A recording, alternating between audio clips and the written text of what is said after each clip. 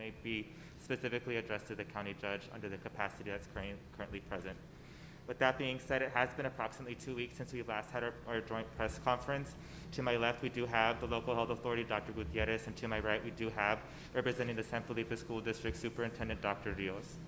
We'll go ahead and begin at this time. Ms. Bruneda, I believe, has a directive. And present, it's my understanding that we do have present, we have KWMC 1490. We also have present with us today Connection Del Rio News Herald, Del Rio Buzz, KTDR 96.3, KDLK 94.1, and I believe KENS 5 is also going to be asking some questions for the entire audience as well. So thank you. Good evening, city leaders. Also good evening to Del Rio citizens tuning in on the city channel and on their social media platform. My name is Javier Jr., KWMC Classic Kids 1490. My first question is to our superintendent of the San Felipe School District, Mr. Dr. Carlos Rios. Dr. Rios, are school employees going to get hazard pay at the return of school, like back in March when there was only 13 cases and now we're at 1,200 plus? Javier, in March, the school district closed its doors and it sent everybody home.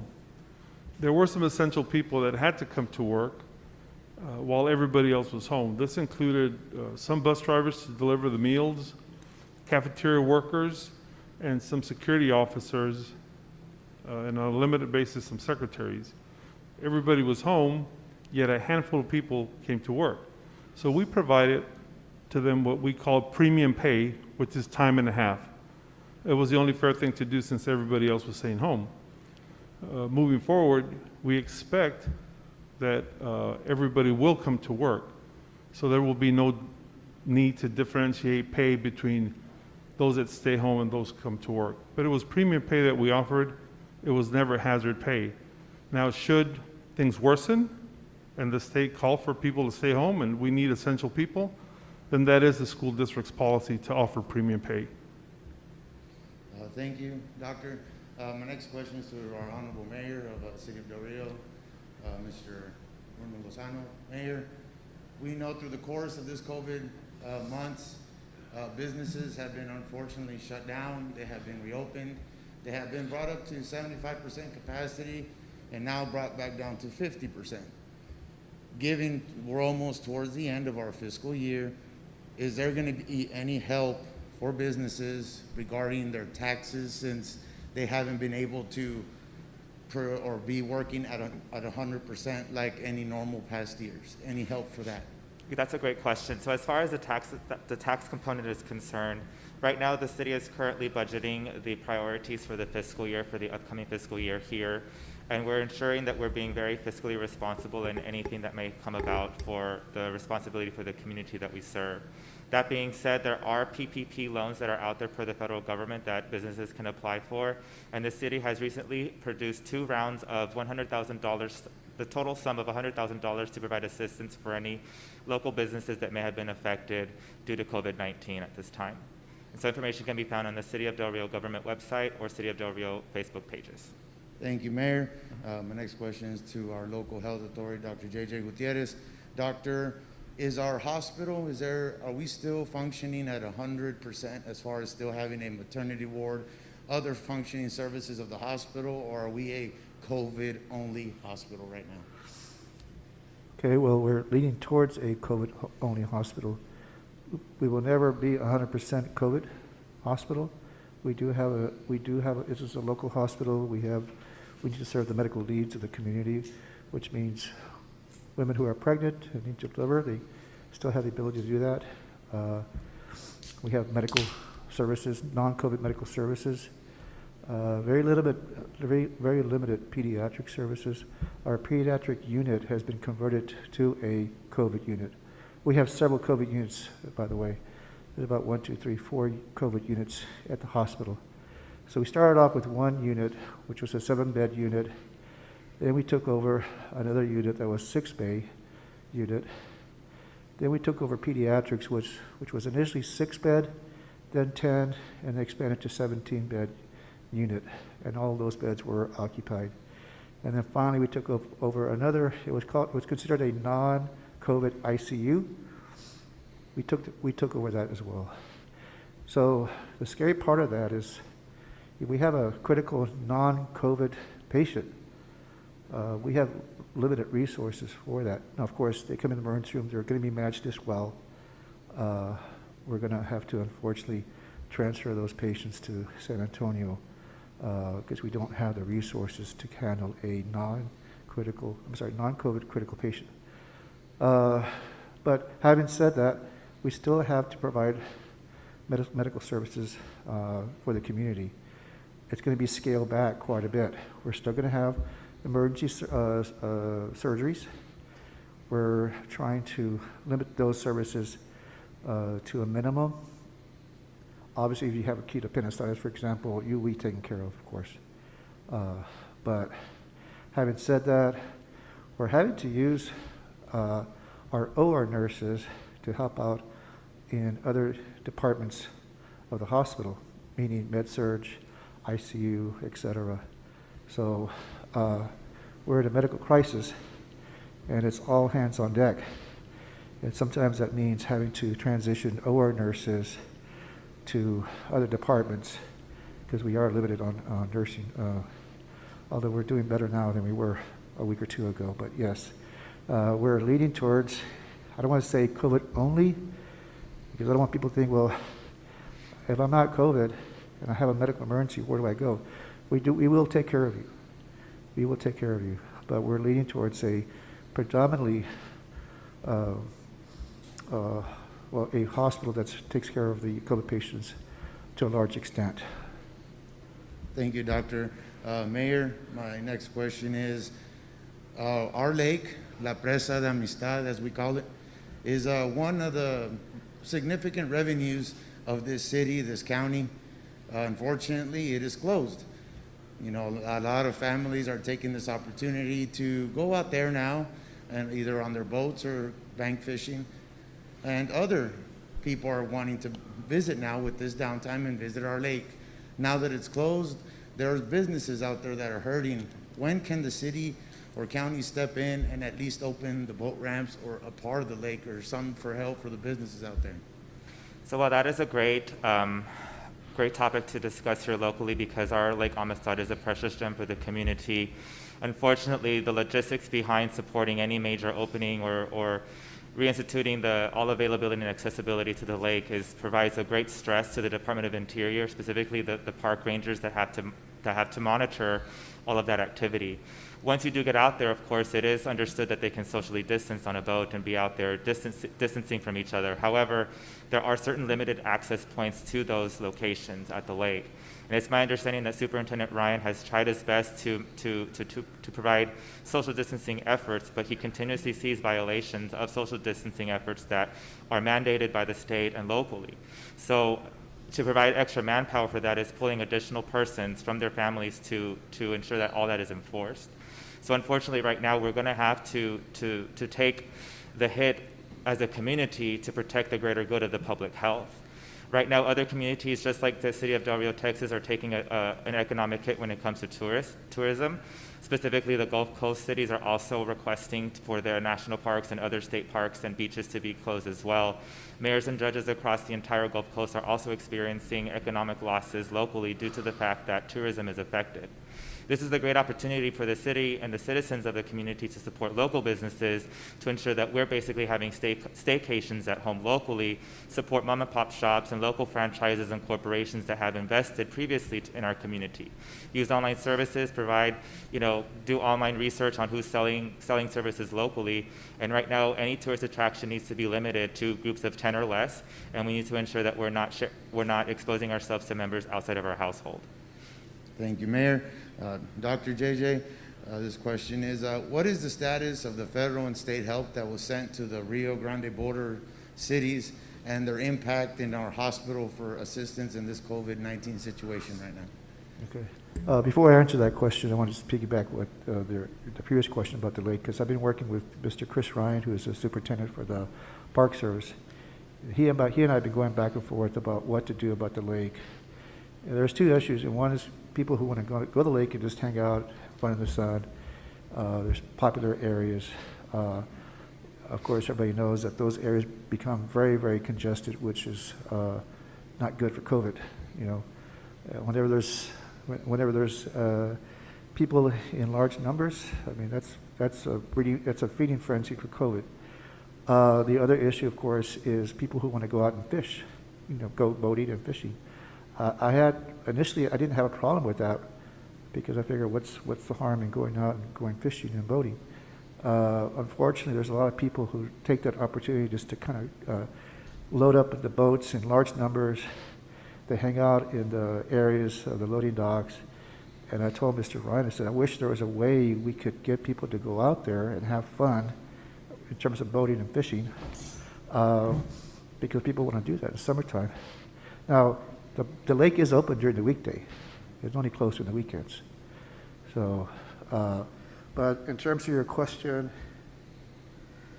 okay, so we have a large number of deployed personnel who've come in all over the country, helping us big time. I mean, it's just a godsend that they're here. We have this awesome physician who's a Navy physician. He's board certified pulmonologist, critical care specialist from Bethesda, Maryland.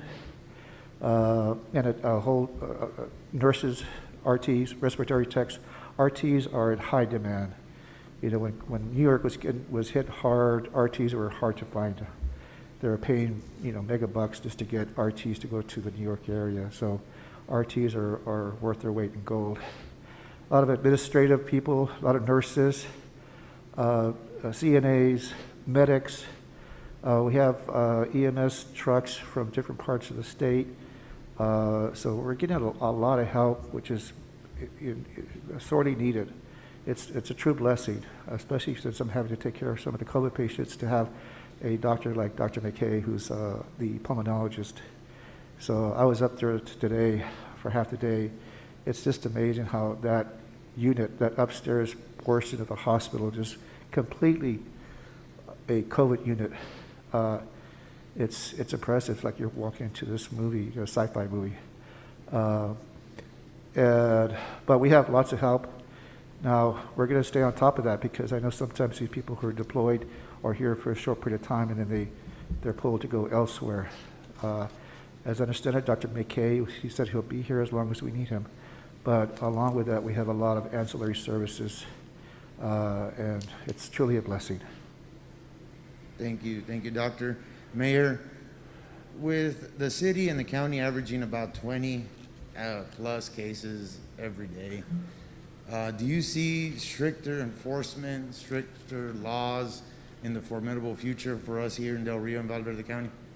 So as far as the enforcement or the strictness of an applicable law as it pertains to the city ordinances or the emergency declarations, we've done everything that we possibly can with the parameters that are given per the governor's declarations and executive orders. That being said, if the community does see any violations, we respectfully request that you report those incidences to the Emergency Operations Center at area code 830-775-2313. So that way we can ensure that the appropriate jurisdiction is responding to that incident. I can attest that we have responded to several cases of violations for mask orders or social distancing requirements, and we do try to respond to every single order or violation as quickly and swiftly as possible. Understand that this is a moving piece.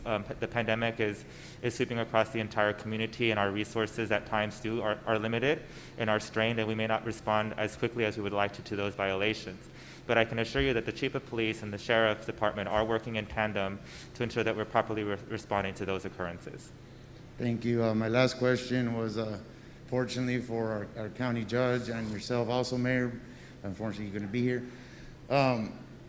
With other cities and counties, there are local officials, mayors and judges working together in unity. Why has Del Rio been so apart as far as not working together between Del Rio, the city, and our county? So I disagree with that perception. I do understand that perception is reality for the many citizens of our community, but I can assure you that the city has been involved from day one. As we all recall, the declaration was read by myself at the Emergency Operations Center, and I read the following declaration. So the city has been behind the support of all emergency declarations that were issued locally. In fact, the City Council went so far as to ensure that all of our declarations reflect what the county had declared prior to, so that we don't have conflicting and misinformation being presented or having to decipher two different types of declarations locally. Additionally, the City Council, and myself included, have continuously responded to any request by the local health authority and provided any needs that they may encounter as this pandemic prevails and affects our community. We have countless meetings. We have countless phone conferences between the Emergency Operations Center, Emergency Management Coordinator, City Manager, county officials, City Council members, state legislation, federal elected officials. I mean, the list goes on and on. So the perception that we may not be working together, I think is not completely accurate. We have been working in tandem with all agencies. In fact, the school district attended a couple of our meetings as well in preparation for the oncoming scholastic year, and Dr. Dios will address some of those concerns later. So we respond as quickly as we possibly can as the cases rise. I want to emphasize that the city and the county are working in tandem to the best of their ability, and whether or not the community perceives that workmanship is there, I think it's just the delivery and messaging. Thank you very much. Thank you, city leaders. Thank you very much. Thank you.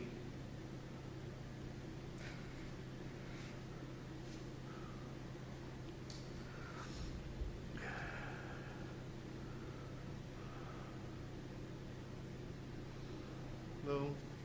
Hello. Mayor, Doctor. My name is Leo Sanchez. I'm with Conexión del Río. I have my questions are with Dr. Gutierrez. Mm-hmm. My first question is, do you project that from 2 years from now, the COVID-19 will still exist? Wow, that's a good question. In the beginning, everybody thought that COVID-19 was going to be like a blizzard. It was going to come in here, do its damage, stick around for a while, and then we go about our business. And of course, with the summer coming around, we thought surely this is going to be a short-lived pandemic. This virus will hopefully behave like most viruses and die off in the heat of summer. And that hasn't been the case at all. Of course, everybody knows it's called a novel virus because it's new to us. We were hoping it would behave like other viruses, like other coronaviruses, but that hasn't been the case. So the question becomes, will it mutate and become more virulent, more deadly? That's been a concern for a while, but from the literature I've read about the vaccines that are coming up, the vaccines will take into account a mutated form of COVID-19. So, of course, everybody knows that the vaccine will be available end of this year, first of next year. If it's a slam dunk type of vaccine that we're all hoping for, it should eradicate this virus, and it'll be much like the way it was for SARS and H1N1 back in the day. So 2 years, my God, I hope not. I mean, it's going to stick around till first half of next year, but beyond that, I'm hoping it's gone. Thank you. My second question is, we understand that there are 2 or 3 strains of COVID-19. Can you differentiate those strains and what it means to the community?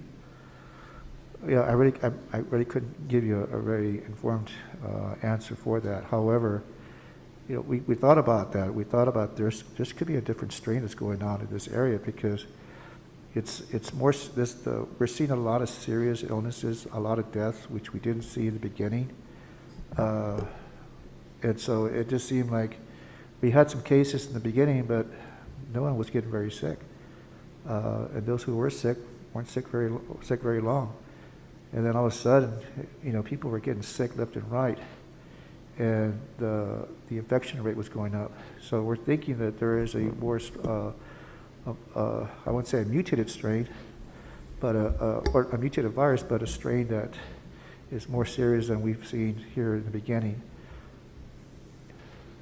Thank you. My third question is, what is the truth according to some scientists using the mask not effectively? It's true, in what way does it help? I'm a believer in masks. Okay, so for those who are saying it's not effective, you know, I disagree with that.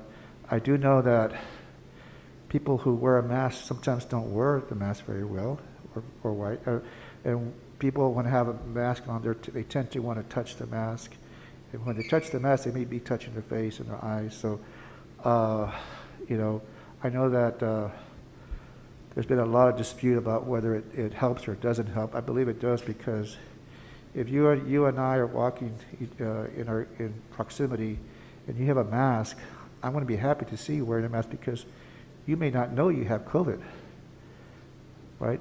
So you're protecting me, and I'm protecting you, because maybe I'm an asymptomatic carrier of the virus, and as long as I'm wearing a mask, I'm protecting you. So it goes both ways. Thank you. My fourth question is, what really is the harmful effect of COVID-19? Well, you know, the human body is the host for COVID-19, right? We are the target. We're the target host, but specifically, COVID attacks the lung tissue. That's the specific target of COVID-19, is the lung. That's why you hear about pneumonias that are killing people. So once the virus enters the body, it makes its way to the lung tissue, and that's where it does its damage.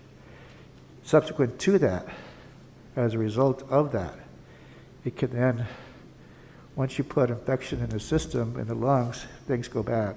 You become septic, which means there's bacteria now in the bloodstream, pressures drop. The kidneys are very sensitive to blood pressure.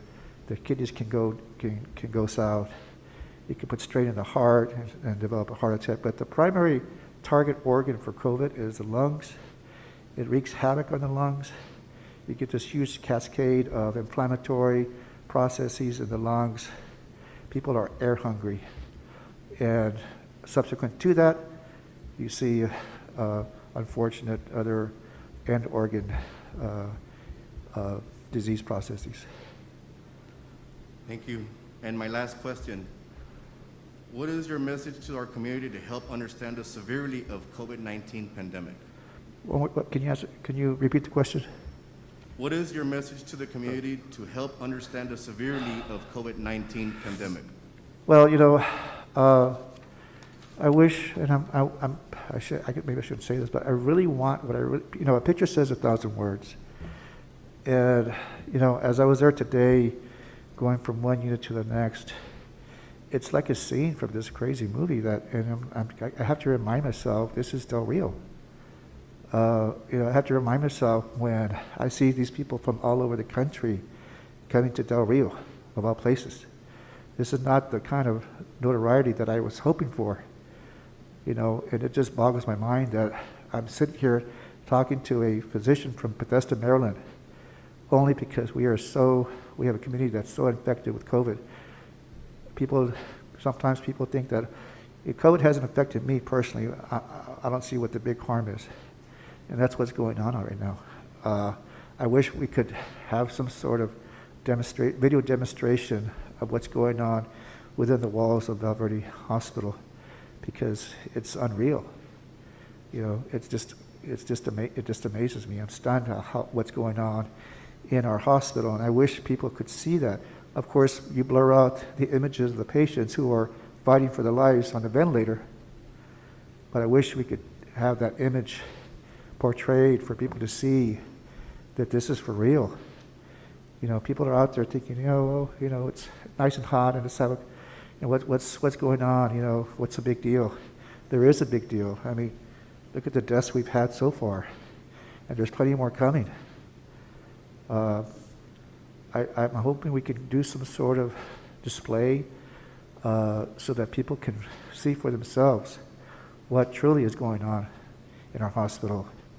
And not just that, but all the warriors out there, the nurses, doctors, the techs, We put our suit of armor every day and put our health, our own health in jeopardy. People fighting for their lives on the ventilator. That's what people need to see, and hopefully they can change their perspective. Thank you. You're welcome. Thank you, sir.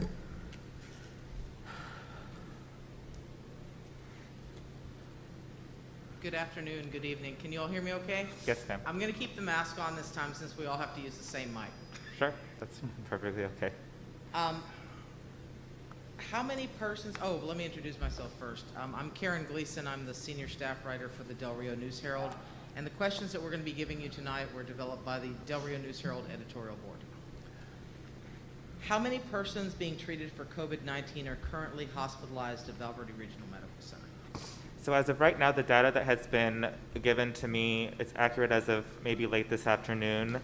It should be updated also on social media websites. Part of the documentation that's showing here is that there's 20 current hospitalizations with 8 beds available at this time. And is that information going to be on the new graphic that you all spoke about at Tuesday night's council meeting? Correct. So this is a printed shot of what's going to be on this graphic. It's going to include the current reported cases. It's going to include the total reported cases, the amount of new cases since the last report, the amount of fatalities, new confirmed fatalities since the last report, pending results, hospitalizations, and various data. I know that the community had been asking for various demographical data, and it's going to be illustrated in this document that's going to be released on social media platforms. Wonderful, thank you. Mm-hmm. Dr. Gutierrez, during the council meeting on Tuesday night, you spoke about having to send persons who are not suffering from COVID but who need hospitalization to other cities for treatment. And you gave 2 cases, I believe one that was a diabetic complication, right, and another person who had suffered from, I think you said, diverticulitis. How often is this happening? Every day. I have a printout here of all our patients who are transferred to San Antonio. Some are COVID, most are non-COVID. Some are trauma. We do have some trauma here, so that's a slam dunk transfer. Right. But by and large, we are transferring patients quite frequently. Now, we've been lucky in the last week or so. Just not too long ago, we couldn't get patients transferred out for nothing. We always had San Antonio in our back pocket in terms of getting a critically ill patient. We try to hold on to them. We'll vet the patient. Of course, this is pre-COVID, right? We'll vet the patient, manage them, treat them, and then if things becomes more difficult, we'll call San Antonio for high-level care treatment. Fast forward to the COVID era, we had a time frame where we could not transfer a patient. San Antonio was not denying patients. Let me make that clear. I know San Antonio got a little upset when they said, hey, Del Rio, we didn't say no. We just said we don't have any beds. They would like to take them. I know there's a little bit of a discrepancy in terms of how you interpret that. But I got some messages today from San Antonio saying, Doctor, we never said no. We just said we didn't have any beds. Now, lately, we have had some beds open up, thank God. And so our census is dropping a little bit. You see 20 hospitalizations. Last week was closer to 30.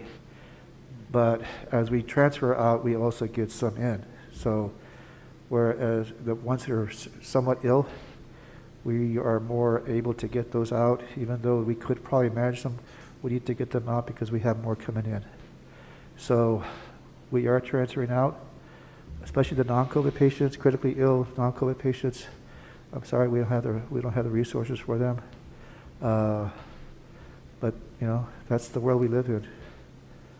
Got you. And just to reiterate on the display, it says 20 hospitalizations. I don't know that it's 20 COVID hospitalizations. It might be. It's probably higher than that. Ed beds available. Probably not COVID beds. I'm certain. Yesterday I took the last bed available, So, and this changes from hour to hour. It's a fluid thing. So it's very Right. fluid. So it's accurate in the morning perhaps. It changes midday, in the evening. So it's a fluid display, but it's a pretty good indication of where we're at. But I can tell you that yesterday we didn't have any more COVID beds. As a matter of fact, we had to transfer out a couple. We got lucky. We're getting lucky in transferring these people out. But having said that, it's still a struggle. We're doing the best we can. Also at the council meeting on Tuesday night, you talked about the hospital ethics committee again for the second time in 2 meetings.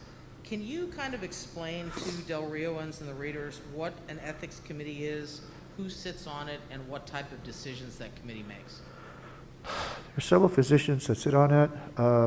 There's a handful. Dr. Lindsay, Dr. Manning, Dr. Rodriguez, Dr. Floyd, who's chief of staff, CEO, head of RT, respiratory tech, and then myself. I'm the chairman for the ethics committee. We never had to use a committee ever. I've been here for years and years.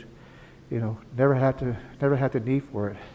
But we sit on there and we discuss the important thing, which is to have some sort of way to have some sort of objectivity in dealing with a crisis where people who are, for example, on the ventilator, and there's different models that we're using to try to put a number in terms of the severity of a certain individual.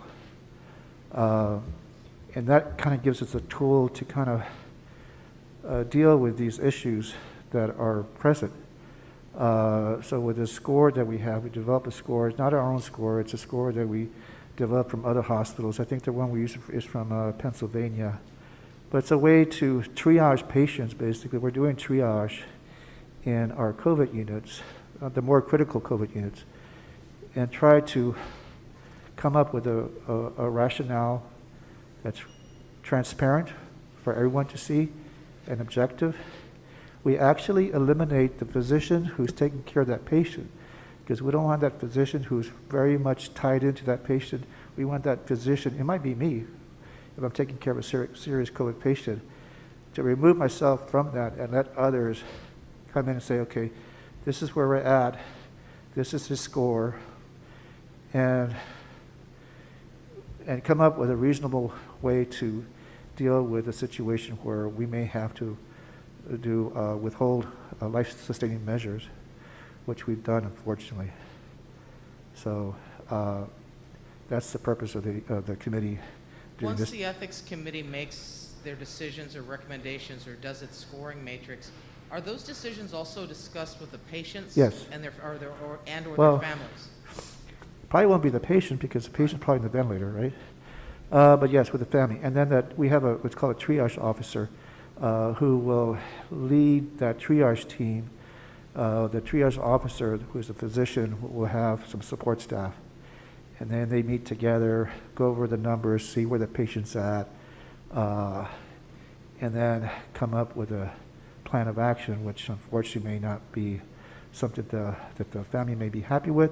But there's a way to arbitrate and discuss with the family in the event the family may have thoughts of their own that are contradictory to the decision of the ethics committee. But yes, there's a plan of action, and it's not anything we look forward to at all. I can imagine. Valverde Regional Medical Center reported that there is a delay in test results from Quest Labs for those persons testing between July 10 and July 20. How many people were tested and what happened to those people? Were they advised to self-quarantine, and has there been a follow-up for those individuals? Yes, so the hospital was using this lab called PRL in San Antonio. They're doing a fantastic job. We also have some other measures, other tests that we can get results fairly quickly. But in terms of the outpatient testing, they had to go to Quest. Quest was taking quite a long time, days, maybe a week, which in today's world, that's unacceptable. Back in the day, back in March, and we had to wait 4 or 5 days, it was like, oh, okay, well, that's that's the way it is. Well, 4 or 5 days is not going to cut it. But unfortunately, Quest was taking quite a while. And it's a reputable lab, but it took a long while. Yes, and whenever they're swabbed, they're told to quarantine. People are calling. I know some of the people who were tested by Quest are calling saying, hey, where's my results? It's taking too long. But they're informed that once they're swabbed, yes, they do need to quarantine until further notice. Yeah, that's an unfortunate situation that's going on right now, although we're trying to limit our testing through Quest. Gotcha, thank you. Mr. Mayor, can you please discuss the additional resources that have been or are being received by our community, military medical staff working at the hospital, and additional funding received from the federal and state government? How many doctors, nurses, et cetera, and how much funding have we received? And I guess Dr. Gutierrez could probably address some of that as well. So Dr. Gutierrez may know the more specific numbers as far as doctors and nurses, but I can tell you that prior to the military coming to our region, through the federal grant or the federal opportunity that the governor endorsed or supported a couple weeks ago. Prior to that, we had several agencies come in and help the Val Verde Regional Medical Center out through other agencies and other state agencies coming into our community. I know that at one point we had received maybe 14 to 17 additional nurses and staff to support the beds as they came online. And I know that the Navy has been instrumental in ensuring the support is there for our local hospital and giving a new perspective, because they were there, some of the frontline doctors were working in New York City, and now they're serving our community. And they're able to give that feedback directly from their experience in that metropolitan area here in our local area. So that knowledge and that information is very powerful, very useful for all the nursing and doctors and the hospital in and of itself. So I can attest that the support that we're receiving from various agencies is something that's welcomed locally. We embrace that. It's unfortunate, as the doctor said, the notoriety that we're receiving because of the COVID virus, but we're accepting all and any help that we're getting as far as support goes for the hospital. I can also tell you that various different organizations have been donating to the city, have been giving products and goods to us. One of the things that I can tell you that the community is now expanding globally. I mean, every single aspect of human life has been affected by COVID. The North American Taiwanese Chamber of Commerce has given 20,000 masks to the city of Del Rio, for example. We have a memorandum of understanding with one of the nonprofit organizations that receives extra food that we're going to be able to distribute to some of our local residents in case they have those needs, to provide that extra need of support. The city, for example, has continued to provide additional service for WIC and the elderly programs that we currently have, and that is oftentimes funded by federal dollars to support those programs, if not just local dollars as well.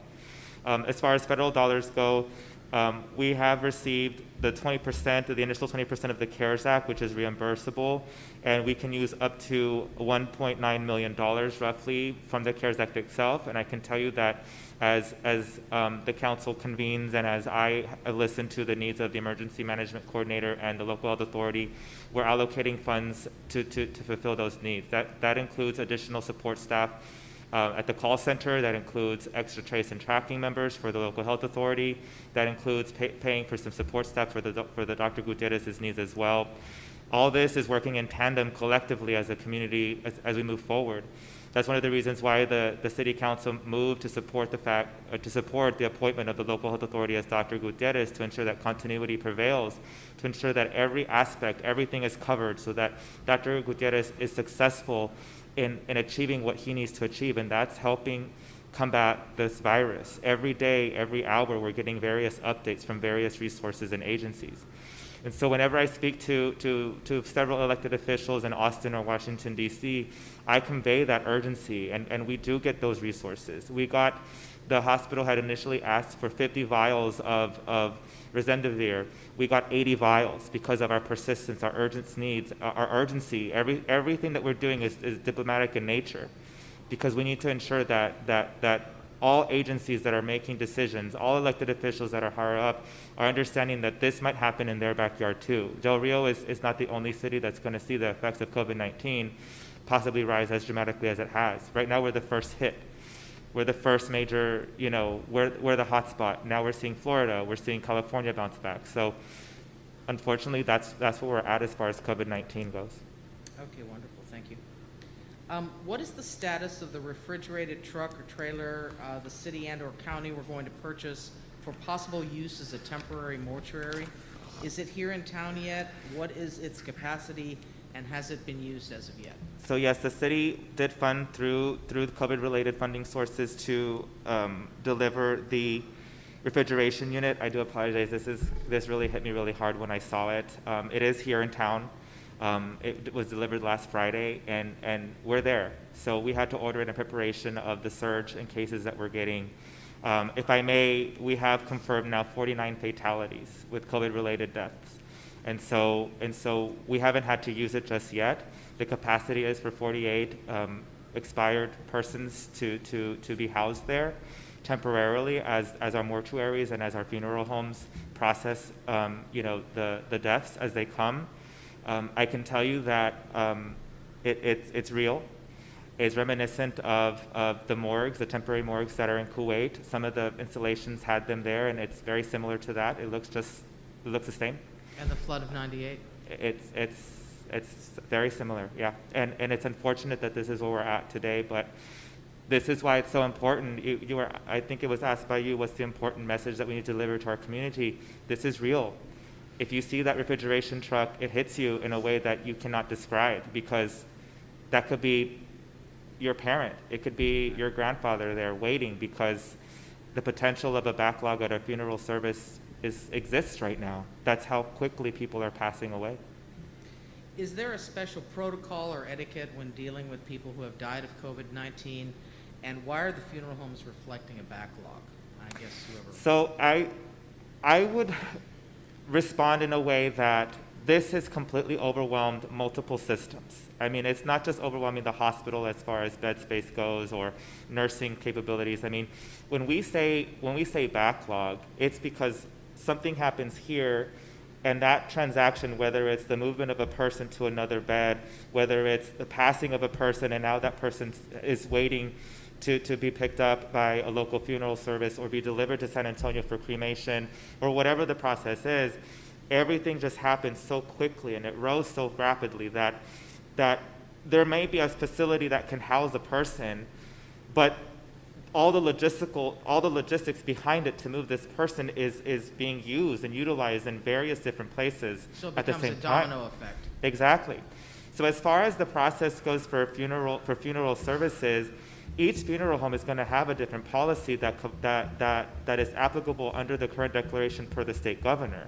There's limitations in services rendered right now because of the fact that we also need to social distance, and that may impact their resources. They may not be able to provide social distancing within a service, for example, or they may have a policy where it's cremation only or quick burial only, because they kind of expose their staff to that positive case. And so there's different variables and variances that are happening with this entire pandemic on multiple levels and within multiple agencies. And so if anybody has a question as far as service goes, I'm just going to go ahead and lay it out there. My mom and I have already had a conversation about how we would like to be remembered if something happens to us. We've had these difficult conversations because a case may happen in our family. We don't know. There's no immunity right now. And if you're not having these real conversations with your loved ones and family ones on how to continue the services or continue life without that individual existing anymore, you're going to be rushed to have to decide, do not resuscitate or resuscitate, and what are the consequences of resuscitation because of this virus. I encourage our population, our community, to have these difficult conversations now and prepare and enjoy and embrace all the moments that you can have and make together now while you can, instead of having to recognize the fact that you're not going to be able to say goodbye to your loved one while they are separated from you because of COVID. And that conversation also needs to be had with funeral services and funeral homes. Thank you. Dr. Gutierrez, could you please explain the procedure that's used to determine if someone died of COVID-19? So I know we talked, and I think one of my radio station colleagues asked the question last time, if someone is in a car accident that has tested positive for COVID-19 previously, and they die in the car accident, obviously the car accident is going to be the cause of their death. It's a little more gray if that person has like pancreatic cancer and then comes down with COVID-19. How do you determine what they actually die of? Good question. Yeah, I mean, there's certain circumstances where it's obviously the death was not COVID related. Every one of our deaths in Del Rio have occurred either in the hospital or at the nursing home. And each and all of them, every one of them had COVID. My diagnosis I worked on some death certificates today. My principal diagnosis of those deaths are pneumonia due to COVID-19. There's room to add maybe one or two more, and that's what's happening to some people. They have the COVID-19, they're dying from that. Now, as a result of the infection, sometimes the heart can take a hit, the kidneys can take a hit. So they may have had a mild heart attack in addition, as a result of the infection. They may have developed some kidney problems as a result of the infection. But the principal diagnosis is pneumonia due to COVID-19. And so we monitor patients every day. We do labs on them, x-rays. So yes, we're treating them for their infection, but we're also running labs on them. And so we're taking a big picture of what's going on with the patient with our labs and testing and whatnot. And so I know some people are in the mindset of, well, yeah, but did they really die of COVID, or did they died of COVID-19? Pneumonia, my diagnosis is pneumonia due to COVID-19. As a result of that, there may be a couple of other things. But the principal diagnosis is pneumonia due to COVID-19. And the unfortunate thing that Mayor Bruno was talking about with the trucks, refrigerator trucks, is that prior to that, while that patient's still in the hospital, the unfortunate circumstances in that is that as that patient is dying, or as the patient is fighting for their life, and then subsequently dying, the family members are not allowed to see their loved one. I know it's been a big topic of discussion. Why can't we see grandma or dad before they take their last breath? The policies are similar here or similar to elsewhere, where they're not allowed into the hospital. So the sad part is you don't have that moment before they pass on, which I think is very, very important. I've been on that road twice in my family, obviously a few years ago. Those are very important moments that adult children should spend with their parents or their grandparents. And those moments are taken away out of pure policy, necessary policy. And so it's very, very unfortunate. People are very upset about it. But that's one of the casualties of these deaths, is that those families don't have that time, that special time.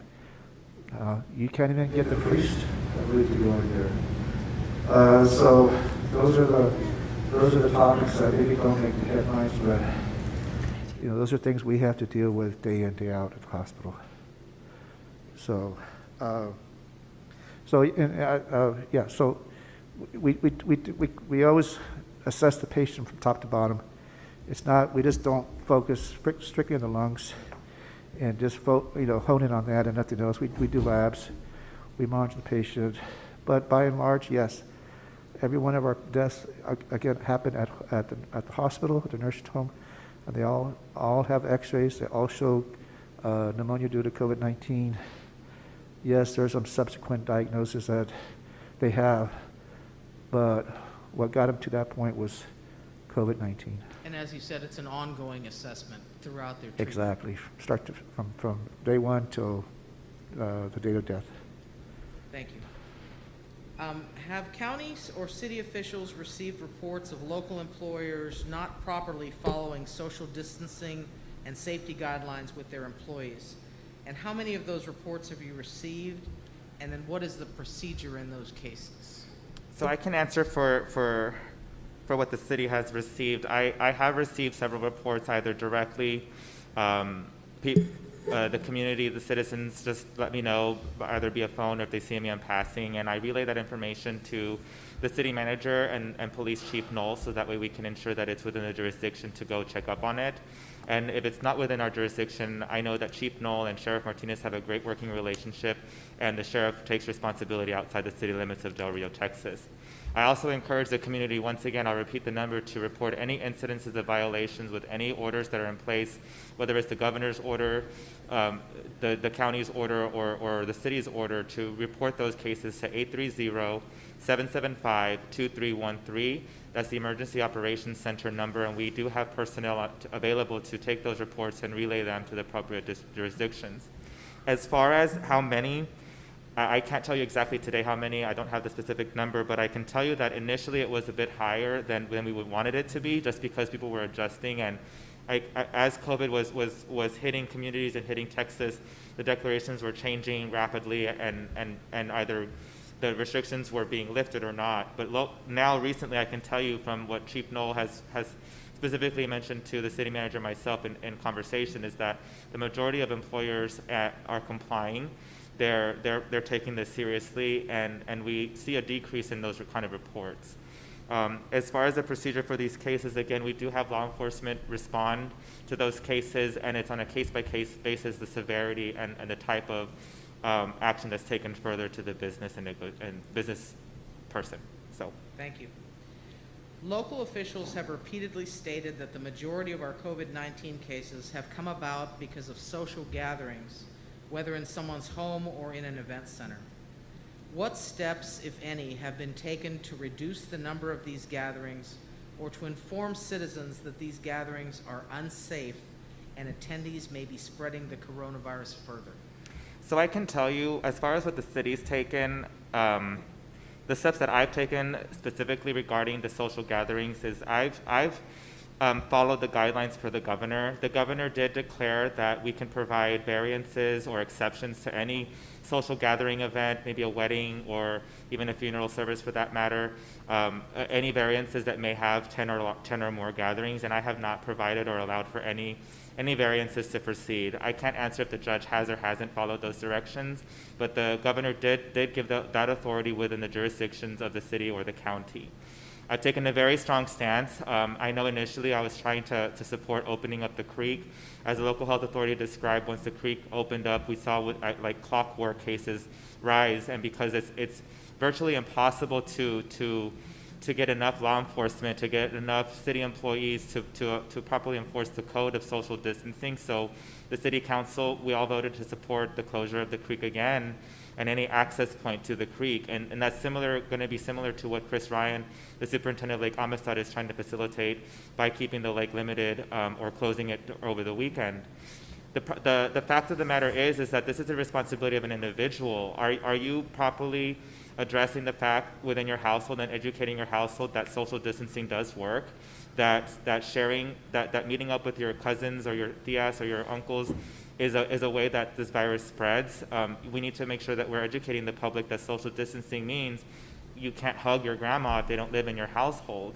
And you need to trust your family members when they tell you, I haven't seen or been to other friends' houses, I haven't been there, because if they're not telling you the truth, I can tell you that the trace and trackers will find the truth regardless. They'll figure out that no, your aunt did have a gathering. They played bingo on a Friday night with 5 other women, and they're all positive too, and maybe a couple of them are now at the hospital. It's factual data that is traceable. So as far as another thing that we've done, I can tell you that I've taken a firm stance. I've requested the city and the community to support the 21 stay-at-home request. We're not going to see any results of that until another 2 weeks, because that's the nature of the game of the virus. You know, this is patience 101. If we don't take action now to reduce our exposure to the public, which means each other, everybody here is social distancing. This is what works. If we're closer in proximity, that's when the virus has an opportunity to jump from one person to another. The mask is a layer of protection. My messaging has been consistent from day one. Social distance, wash your hands, wear your face mask, monitor your symptoms. That's so simple. I think the public is waiting for this miracle drug right now, because that's what we're used to. Technology has gotten us so far. But unfortunately, there are simple actions that we can take control to help mitigate the spread of this virus. And again, the messaging has been very consistent from me specifically. I know I've said it several times over and over. Wear a mask, social distance, wash your hands, monitor your symptoms. So I can tell you that that's what the city has done, and I will continue to be, whether it's popular or not, I'm going to try to my best to protect the public to the best of my abilities with the direction of the governor and the authority from the governor, and I will not be allowing any variances whatsoever. If there are violations of gatherings of 10 or more, I encourage you once again to call 830-775-2313 and report those violations. This is a public emergency, and we all need to take responsibility for our actions. Thank you, Mr. Mayor. This last slate of questions that we've prepared is for Dr. Rios. And Dr. Rios, these are from our education reporter, Atsimba Morales. First of all, what is the plan for the bus routes? To answer that question, I first want to express a tremendous amount of gratitude to all of the parents who have selected remote instruction. We have a significant number. We only have 35% of enrolled students who will be returning to school on a day-to-day basis. Wow. 35%, that's it. What that means is that everything that we do will be on a much smaller scale. Usually we transport over 3,000 students. Right now we're expecting to only transport around 900 students. Transporting only 900 students and having the fleet of buses that we have will allow us to take every safety precaution that we would in the classroom. Take every student's temperature, ensure that they're wearing a mask before they board the bus, ensure that there is social distancing within the bus. So the routes are going to run as they normally would run, but only because we are going to be serving less than a third of the students that we would normally serve with the same manpower and the same resources. Wow, that's extraordinary. Has the school district reached 100% contact with parents regarding education models? As of this morning, we had reached 95% of the enrolled parents. That's significant because usually we deal with 3 to 4% when they're coming back to school, having to do schedules, fixed schedules. So 95% is pretty much as close as we're going to get, and it's been excellent. Thank you so much to everybody who's been working overtime. We've called people who are usually off for the summer to come in and make phone calls, and they've done a great job. So we've been able to reach just about everybody. Wonderful. What are the current percentages for each education model, students in need of electronic devices, and students in need of internet? We have 35% of the students have indicated, or their parents have indicated, that they're going to come to school via the traditional model day to day. We have approximately 54% of the students that are going to do 100% online. And then we have a little bit over 11% that are going to do the hybrid model. I fully expect that when the students experience the fully remote model for the first 4 weeks of school, I expect that that number is going to go up a little bit. It has significantly gone up since the pandemic started gaining strength here in Del Rio. So I expect that before we come back to school on September 16th, we'll have even a higher number of students doing remote instruction. Of the students that are going to be doing remote instruction, about 26% of the students, or about 2,400, have indicated that they need a device, and a little bit under 600 have indicated that they need internet connectivity. And to that end, we're working hard to make sure that everybody has what they need to be able to learn at home. What steps is the school district taking to ensure all students will be able to take the STAR test without issue? Again, we expect that when students are going to be taking the STAR test, we expect that so many of them will be taking it online. Gotcha. So in terms of how they will take it, we expect that a whole lot of that will be online by that time. But more importantly, to be ready for the test, we've had a whole lot of people working to make sure that our curriculum is as strong as it can be because it is going to be delivered mainly via remote instruction. Make sure that the platforms that we use are easy for students and parents to understand, and making sure that both the instructional documents and the platform can very easily work together so that students can experience 100 times more rigorous instruction than they did when they were doing homework packets back in March. What procedures does the school district have in place to address a positive COVID-19 case on a campus? This coming week, a lot of our principals, teachers, and parents are going to be reviewing all of these procedures. We formed some focus groups to review the elementary supplemental student handbook, which is supplement to the regular handbook that addresses all COVID-related items. Same thing at the middle school and same thing at the high school. The procedures that are going to be followed are pretty much what the state has outlined. What would happen if a student was to become positive? What would happen is that the class for the rest of that day is suspended. The whole room is sterilized. Everybody who was in proximity is contacted. The school does a thorough review to make sure that social distancing was maintained, that everybody was wearing a mask, and do everything possible to make sure that there's complete awareness, but more importantly, that it was contained so that it wasn't spread at school. I'll give you one great example, or a few great examples. We did our summer athletic camps, and unfortunately, there were students that told their coaches that they had been in contact with somebody who was COVID positive. When that happened, and it happened on more than one occasion, we notified the students in that group, we suspended that group, and members of that group that were suspended, a whole lot of them went and got tested. But because they had maintained social distance and worn a mask in transition, there was, at least not to my knowledge, there was no incident where the COVID-19 was transmitted within those camps. Wow. Students went outside and were cruising in a car with other students, and it was that proximity that caused them to catch the virus, but it wasn't within the organization.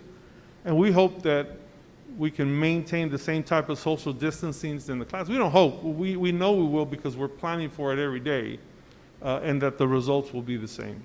Wonderful. When will the school district begin allowing parents and students to check out electronic devices? In our planning meetings, we organize it in such a way that starting today, the technology departments were going to the campuses to start staging the devices to start being distributed on Monday, this coming Monday. This week, a whole lot of parents, particularly parents in K1 and 2, were contacted so that they would come pick up the device this coming week. So this coming week, we're starting with K1 and 2. We're also starting with the freshman campus, early college high school, and the blended academy. The following week, we'll do the next grade levels. So we've already started contacting parents. We started staging the devices today. We'll start handing them out on Monday.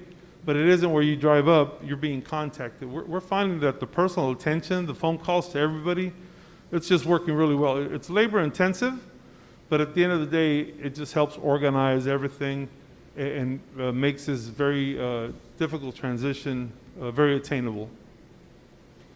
Thank you. Will the school district continue providing meals to the public during the school year, or will it only provide meals for SFDR students?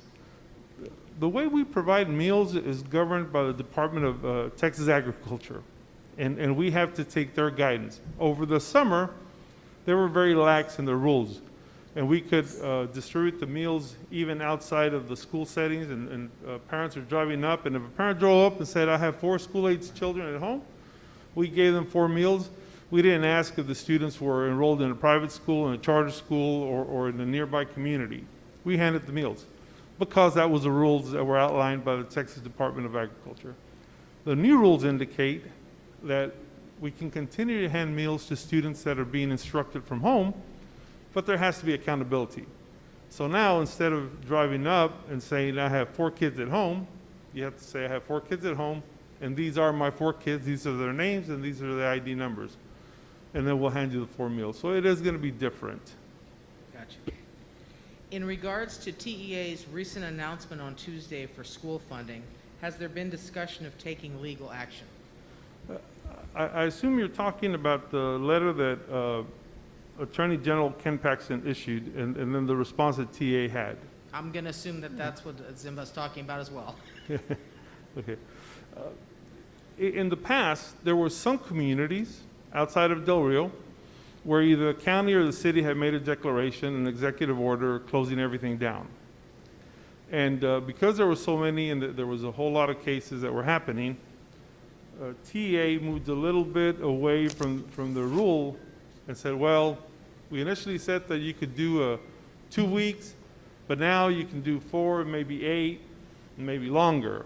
Well, in that process, Ken Paxton, Attorney General, came up and he says, no, the city and the county cannot issue an order thwarting another law of the state. So the city and the county cannot dictate if a school's going to stay open or closed. Now, if you stay open or closed, if you stay closed because the city or the county issued a proclamation, well, then we're not going to fund you. We're going to fund you only if you are open to those that want to come to school. Well, when Ken Paxton, the Attorney General, said that, TA came right behind and said, oh, by the way, we're changing our rules again, and now we're not going to fund you. But that doesn't affect our community, because in talking to the mayor and the judge, they've always agreed, and it's not that we've pushed them one way or the other, they've always agreed that the best equipped people to make the decisions about what happens at the school is our Board of Trustees. Our Board of Trustees indicated or approved the calendar that we shared with them that said that we delay the start of school by 2 weeks, and then we would go 3 weeks remote instruction. So we've been in line with what TA has discussed all along. So those rulings, we're not a party to that mess. Okay. And that's the way it should be. Awesome. Since 5th and 8th grade students are not required to pass the STAR tests this year, what requirements is the school district following in order to promote them to the next grade level? We still have to see how TA or the subcommittees will make the rules. This past time, there was no assessment because the students didn't take the STAR test. But still, TA came back and said you have to come up with a criteria to determine if students are going to be promoted from 5th to 6th or from 8th to 9th grade. You can't just say everybody passes. I expect that TA will come back after the year begins and indicate the same rules where we have to use local assessments, a combination of adequate progress made, but we won't be able to make that determination until probably January at the earliest. All right, thank you. And gentlemen, thank you very much for your time and patience. Thank you. Thank you.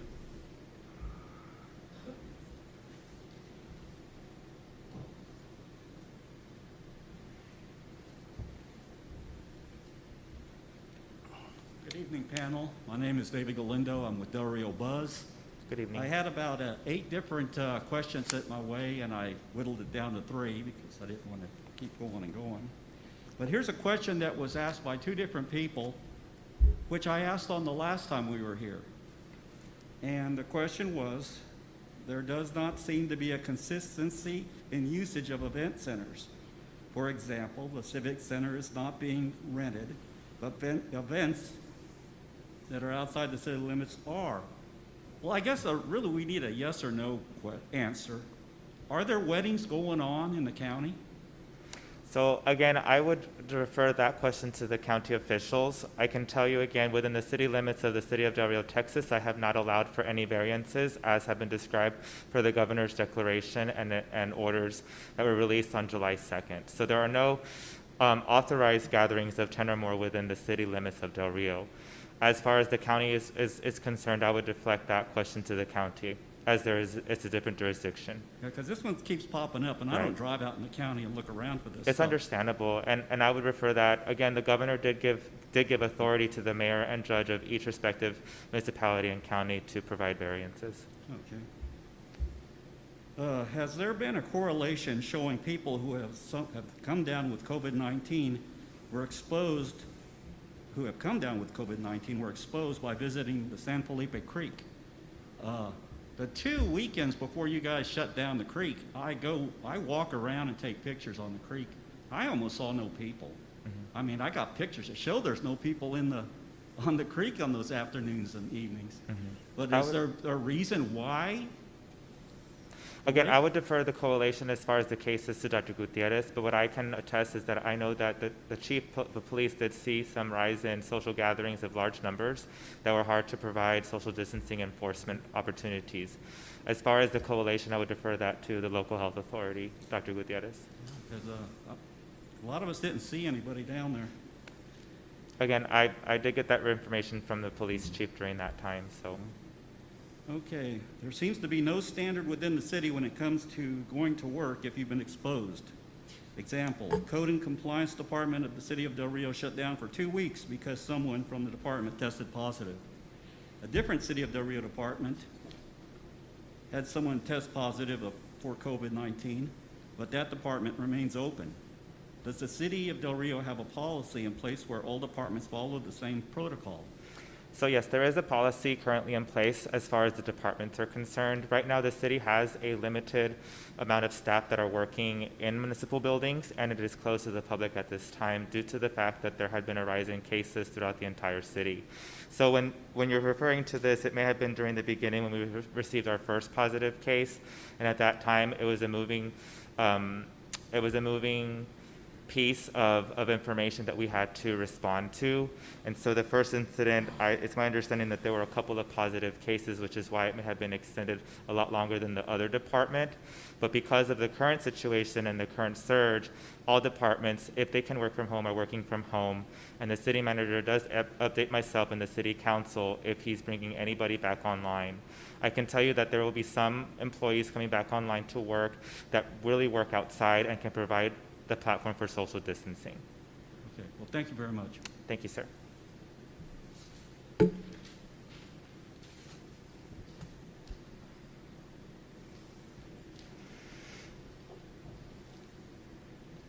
Dr. Can you hear me? Yes. Dr. Judge Gutierrez, thank you. Bruno Lozano, our mayor. Dr. Rios, thank you so much for all that information, the great information you provided to us today. I'm Sergio Diaz. I'm representing KTDR 96.3 and The Rock 94.7. We cut it down to 3 questions. This way we don't sound so repetitious. Question number 1, how effective are travel restrictions and quarantines in our city? Dr. Gutierrez, would you want to respond to that as well in addition to me? Because I can. So I'll begin by stating that limiting the exposure that you have with persons outside of your household is extremely effective because you're not out there exposing yourself to potential positive cases that are asymptomatic. So I would say that limiting your exposure outside of your household is extremely effective. As far as travel restrictions, you're free to move about the city and county as you please. You're free to buy a ticket and fly somewhere or take a train somewhere. There's no restrictions as far as that is concerned. I can tell you that the Department of State has implemented certain restrictions to certain hotspots, and I know there are certain states that are limiting and quarantining inbound passengers to their respective states, and even different regions in the globe are limiting inbound customers to their respective countries. As far as restrictions go, we can see that where the success rate has been effective in the country of New Zealand, for example, where they have 0 positive cases because they're limiting the amount of inbound passengers and visitors to their respective country. So it is definitely effective. The problem that arises is, I think, the education of what a household or family member is and how that relates to, can I travel to this place? What am I going to do to protect myself from others and protect them from me when I get to that location? So I'll refer the rest to Dr. Gutierrez if he can provide any additional information. You know, back in March, this all started here in Del Rio. We were very strict in determining, a hotspot. We would ask the questions, about travel. Travel back then, back in March, was, have you been to Seattle? Well, and those are some of the hotspots that the CDC asked us to ask. have you been to Seattle? Have you been to New York? Have you been to Europe? And those are the questions we asked back then, because those were valid questions to ask. Well, it didn't take very long to determine that, those are no longer applicable. We were dropping those questions because next thing you knew, every place was a hotspot. And so fast forward to now, I mean, it's kind of scary to think about people who travel to areas where the numbers are through the roof, Houston, Dallas, for example, Austin. So we transitioned from, have you been to Seattle, to have you been to Dallas? And now it's, have you been to the north side of Del Rio? So things have changed quickly. So sometimes, and that's what we're talking about, there's a difference between a household and a family member, and family. Some of your family are not part of your household. And we're seeing a lot of cases where people think, what's wrong with family spending time with family? I mean, that's what we do, right?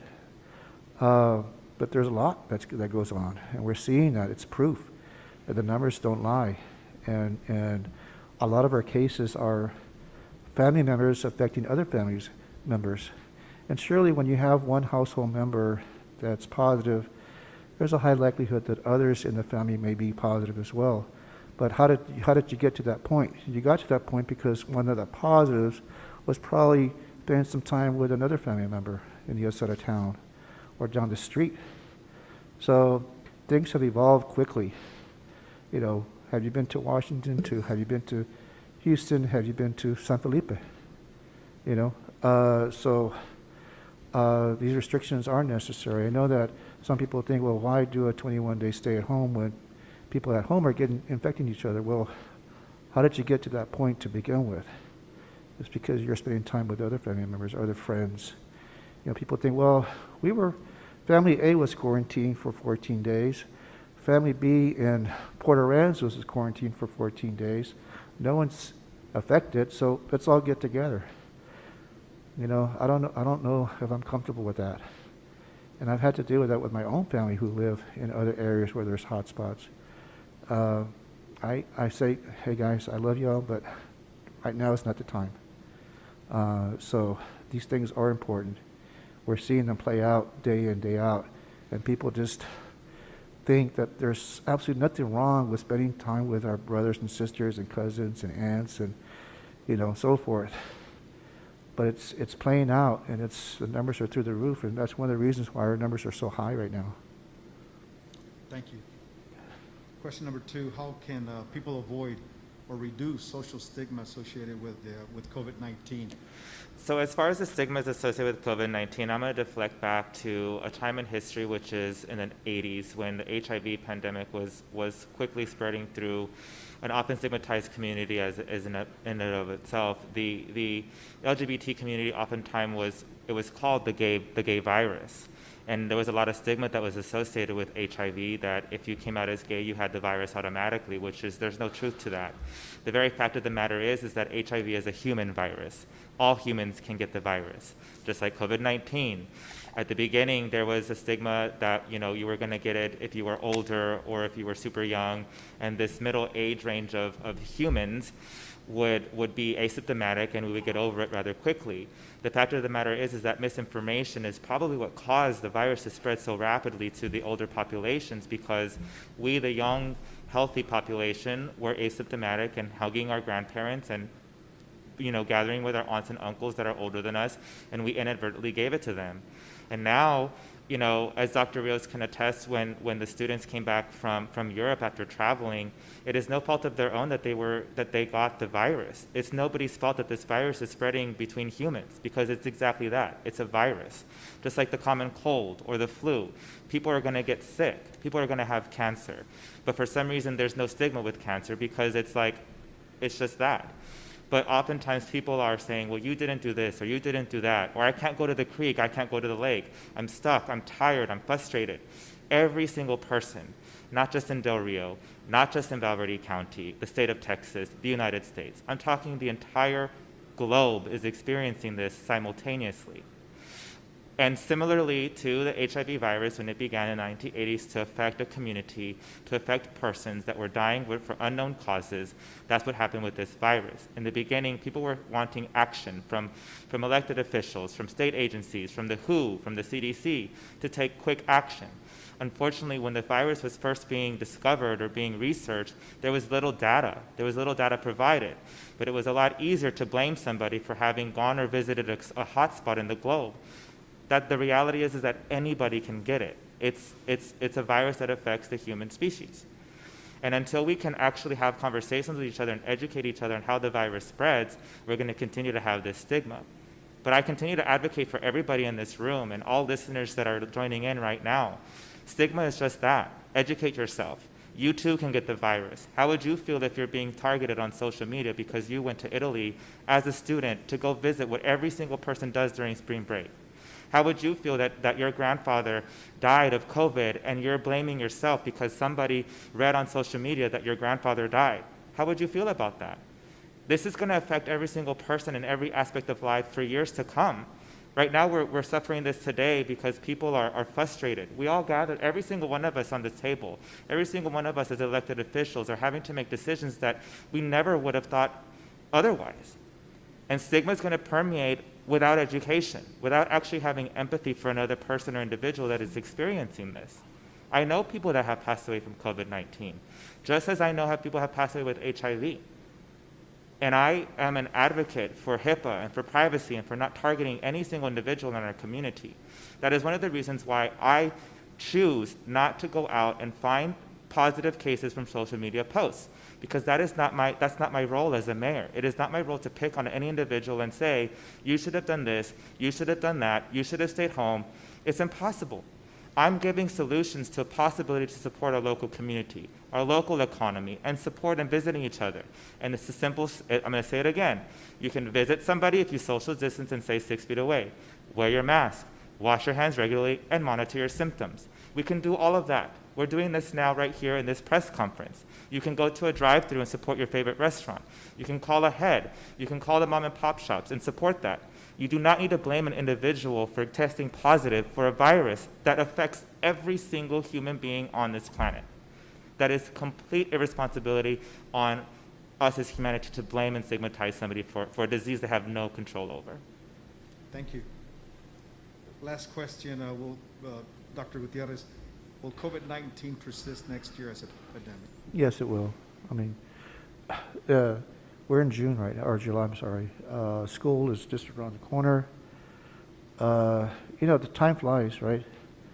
Although I have to say that from January to July has just drug on and on and on. I know everybody in years past, people think how quickly the year just goes by. And I said, I wish the year would just slow down. And I'm sorry I said that because, we've gone through a very tough time this year. But having said that, it does fly. School is around the corner. I don't see anything that tells me that the numbers are dropping. I'm hoping. As of right now, I'm not seeing any sort of improvement or a trend that we can count on to say, wow, we're turning the corner. I'm hopeful, though, in the weeks to come that we can get to that point. But, just like we thought that the virus would would die an ugly death in the heat of summer, which didn't happen, right? I'm worried about the fall where viruses tend to run rampant. So I'm a little fearful. I'm not trying to be Dr. Buzzkill, but, I'm fearful for what might happen this fall for many reasons, but that's going to carry on to the winter. It's going to carry on to the early part of winter for next year, January, February. We got hopefully that vaccine coming around the corner. I think that's going to cause a huge dent in trying to rid ourselves from this virus. So it's going to carry on through. I mean, it's crazy for me to say that. I mean, back in March, I thought, well, surely, a couple of months, it's going to hit us, and we'll survive, and it'll be like any other illness that comes around. But I mean, this is incredible, what's going on in this world. I mean, we're living in a time that we can look back and say, man, we went through COVID-19. And no, it's not going to end in December. It's going to carry on. But I'm hopeful that once we get that vaccine, and I think it's going to be a slam dunk vaccine, that it'll put a huge dent in terms of ridding ourselves from this horrible virus. Gentlemen, thank you. Thank you very much, sir.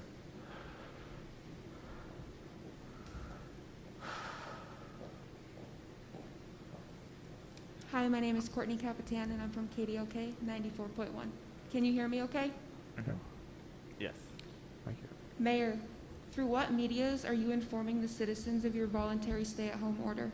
Through which media portholes? Oh, I didn't hear the first. Which media?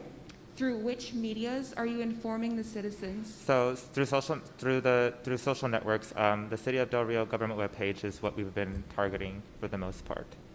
Have you considered sending out mailers or flyers? We haven't considered it just yet, but that's actually an opportunity that we could possibly look into. Yeah. Do we have plans to increase restrictions in town further than the present state if cases continue to rise? To answer that question, I would throw it at the community in and of itself. The city has done everything it possibly can to restrict and inform and educate the public on what we can do to control and mitigate the spread of COVID-19. If the cases continue to rise and overload resources locally, countywide, statewide, there will be decisions made further up the ladder, maybe perhaps at the governor's office, that may impact our restrictions right now, and those restrictions may exceed what we currently have in place.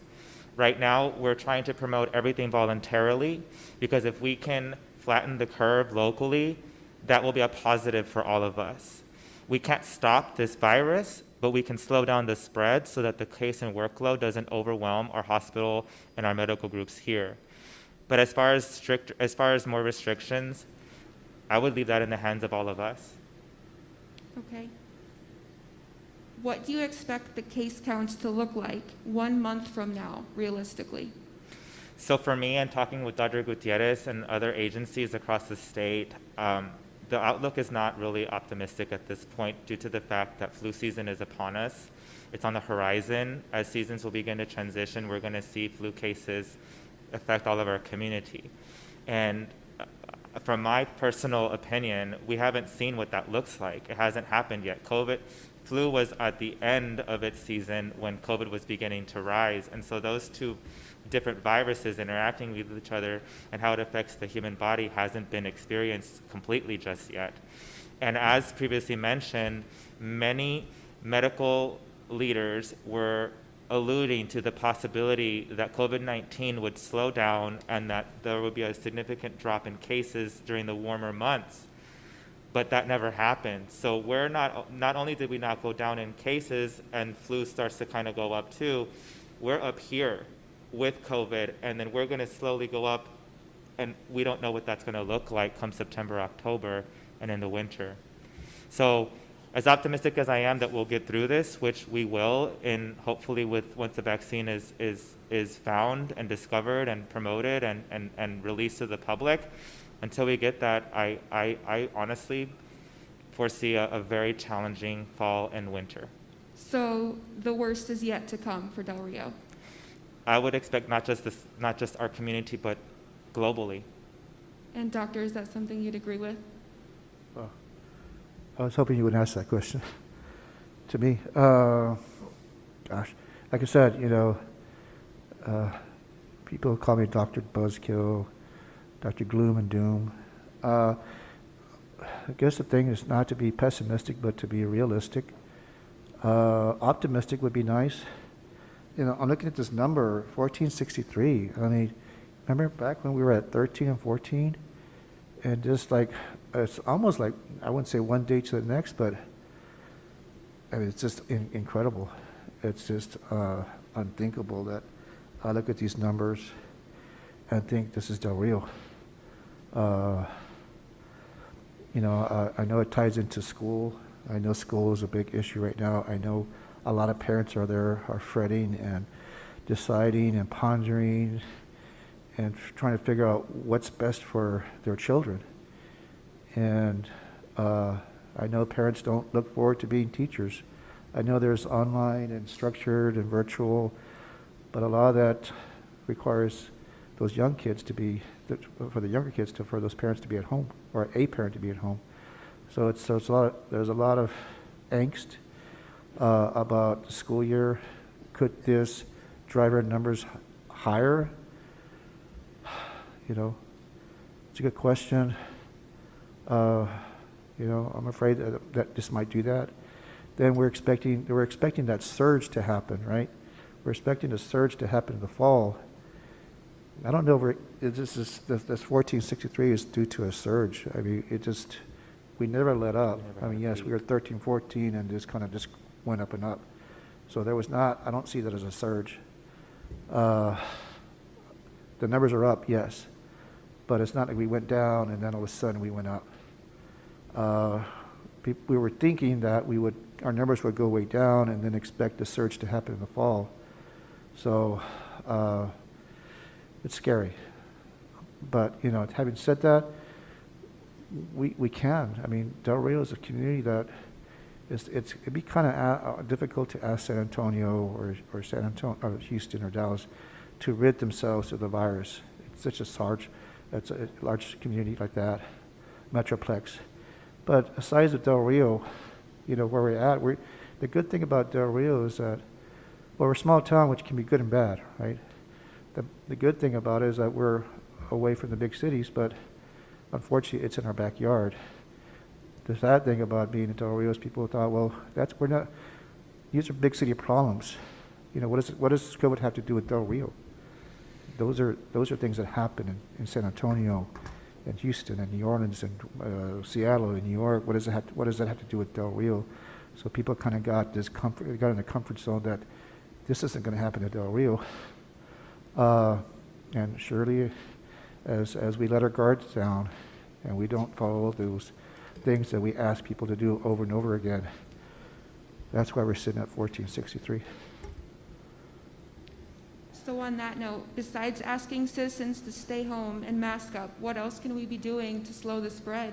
Not only as the government officials, but as citizens, what more can we do? I mean, those are the things that, I mean, if you get a bar of soap and wash your hands, you're literally killing the COVID that might be in your hands. I mean, people think, well, that's kind of silly. No, it's not. I mean, soap does kill COVID. A hand sanitizer can do that as well. The alcohol in the hand sanitizers can destroy the virus. It's not a alternative to washing your hands, but it's the next best thing. So as numb as people want to feel towards those messages of distancing, hand washing, et cetera, I know people get tired of it. They just want to puke when they hear it. Oh God, here comes Dr. Gutierrez saying these things over and over again. People get tired of it. But let me tell you, COVID never gets tired of infecting people and killing people. You know, they're hoping that we take our a day off and rid ourselves from the masks and whatnot, because it's a feeding frenzy for COVID. I know there was a question about the use of masks. Well, can you imagine? You know, our numbers are 1463, and a lot of us here in town have been using our masks. Can you imagine what these numbers will look like without using the mask? That's the question that people should ask, right? What would happen had we not been using the mask? And I would also just add that, you know, what else can we do? I would say be vigilant of your surroundings. If you see if you get invited to go to meet somewhere at a park and you see a large gathering, don't go to the gathering. Like, walk away and tell your friends, I can't, because I'm protecting myself, and I'm also protecting all of you from me, because I might be asymptomatic. We need to educate our children on why we can't hug grandma and grandpa if they don't live within the same household, and those families work or do other activities that might expose them, might expose the children to the virus and be asymptomatic as well. We need to empower our youth. We need to give them some kind of hope. You know, with starting school activities, it's just to provide some sort of normalcy of what previously existed prior to COVID-19. But ultimately, we all need to adapt. We need to adapt to the fact that right now, this is the reality that we're currently all collectively experiencing, and hopefully in a year or two we'll have a vaccine. But we have to also think about the worst case scenario, that vaccine might not work. The virus might mutate. It's a virus. That's the nature of viruses in and of itself. Thank you. Who will be responsible for providing masks to children, especially those for low-income families? And on that note, have you decided that children going back to school are going to be required to wear masks? So the short answer is yes, and the school. But let me say a little bit more to what has been said about everything that's going on, because the school plays a huge role in this. I know that there's a lot of concern, there is a lot of angst about students coming back. And for me, the biggest angst about students coming back is that may send the message that it's okay to come out of your home and socialize. And that's the last thing we want. But that's the only concern I have about coming back to school. I'm excited about the opportunity, whether it's through remote instruction or face-to-face. I'm excited about the opportunity that we're going to have to shape the community. Because up to this point, we've talked to the community through social media. We've made speeches that sometimes go in one ear and come out the other, if they're ever heard. You know, when I think about education, I think about the most noble profession. And right now, the two most noble professions that are so essential to turning this pandemic around is the healthcare profession and the teaching profession. The healthcare profession, God bless them every day for going to work and meeting the virus face to face. There are communities' true champions. Incredible. And then here comes the teachers. If we think about the history of the United States and how we have transformed from one stage of our country to the next, the schools have always played a vital role. You know, so I'm looking forward to the day when our teachers can see their kids, whether it's through the computer face-to-face, and educate them truly about COVID-19, practice with them about wearing a mask every day, educate them on what to do and what not to do. It's going to be an incredible opportunity, and that's where the real education in our community is going to start.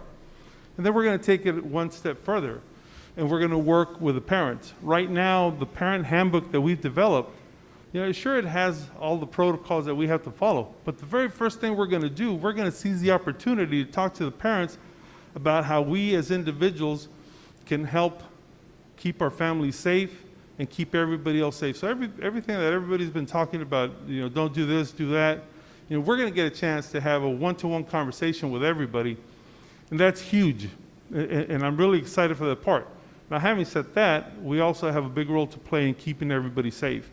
That's why those parents, the 55% of parents that have chosen to keep their kids at home, that's why we are incredibly grateful, because we think you get the message. You understand how serious the situation is. And for them doing that sacrifice, you know, we're able to focus on everybody else and hopefully drive that message home. And for parents that have to work and you have to send your kids to school, then we want to be there for you, but education plays a big role. So we're hoping that when every student goes home, they'll be the individuals that tell their older brothers or their aunts and uncles, you have to wear a mask. You know, you can't come over for a barbecue, et cetera, et cetera. And for that, teachers, you know, you are going to be so well remembered throughout as being one of the people that reshaped the course of history here in Del Rio. Now, we've bought a whole lot of masks. We bought a lot of face shields. We bought a whole lot of resources. Nobody's going to come to school and say, I didn't wear a mask because I didn't have one that fit me, or I couldn't afford one. There's going to be masks for everybody. We already have hundreds of thousands of them, and we'll certainly buy a lot more. That's just not going to be an issue. Okay, that's good to hear. So who is going to be ultimately responsible for teaching the children safety measures and enforcing them? If it's the teachers, are they provided with information and training on pandemic education for children? And who is that information coming from? There's a couple of venues. I shared some material with our local health authority, Dr. Gutierrez, and I asked him to review the material to make sure it was appropriate before we put it on our handbook. So obviously, we're not making that determination. We're relying on our local health authority. And then the next part is obviously our teachers will get trained. There's also curriculum that our program, our Del Rio Cares program, the Culture Ed program, there's also curriculum that we'll be buying for the additional lessons that we'll be providing. So our teachers will deliver it. They'll definitely get training on it. It'll be vetted and ultimately approved by Dr. Gutierrez. Now, the material also comes from other health authorities, so I doubt he's going to have too much trouble with that. But we are excited about that part. Good, I'm really happy to hear that. Are there additional resources available for school staff, such as free testing? The staff, for the most part, at least at the school district, and that's the only one I can answer for, our insurance covers 100% of the testing. Okay.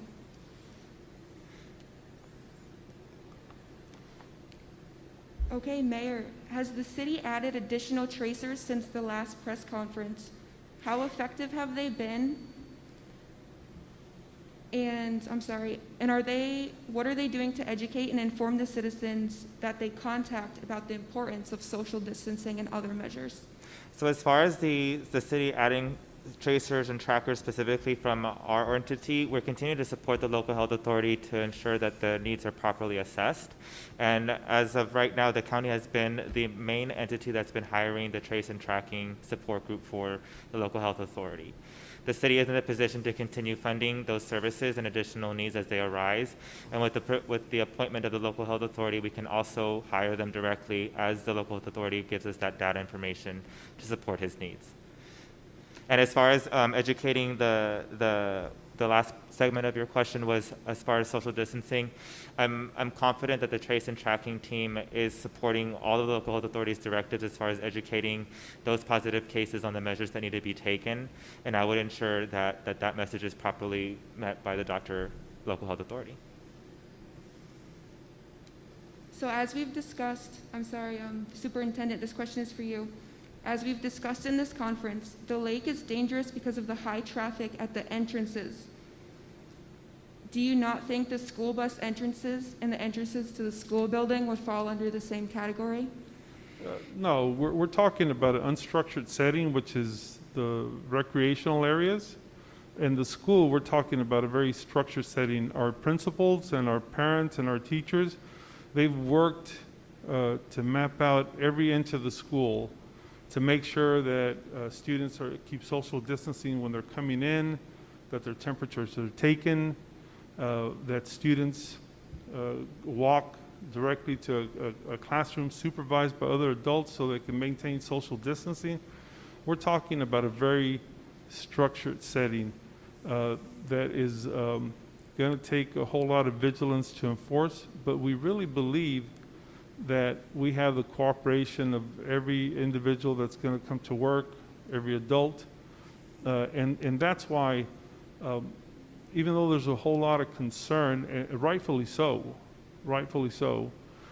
we think that we have taken every precaution to make sure that everybody, especially our teachers, because they're the ones that have to be the catalyst of everything good that comes forward, that everybody is safe and structured. If it isn't, then we couldn't continue. I would just add that our Board of Trustees and our administrative team, they've always been, at least when it comes to the schools, they've always been ahead of the decisions. back in March, we closed schools down before it was even mandated. Yeah, we took that step. We had personnel go home and not even have to come to work. And we're doing the same as we began school. Nobody is going to make a decision that is in any way a knee-jerk reaction or that doesn't consider how grave the situation can become if this goes wild. But we're not. We're organizing something that's very structured. And if we thought it couldn't be structured, then we would be the first to say, I mean, we're talking about even drawing safe zones around teachers, 6 feet apart, where you can't come in within that square. Just like we're keeping the desks apart, like we're keeping the eating room. Every single detail of the day is being planned out.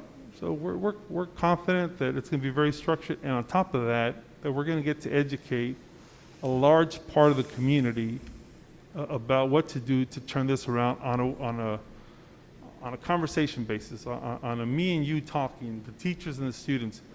And even though this hasn't happened yet, I'm just so proud of our teachers because that's a power that they have.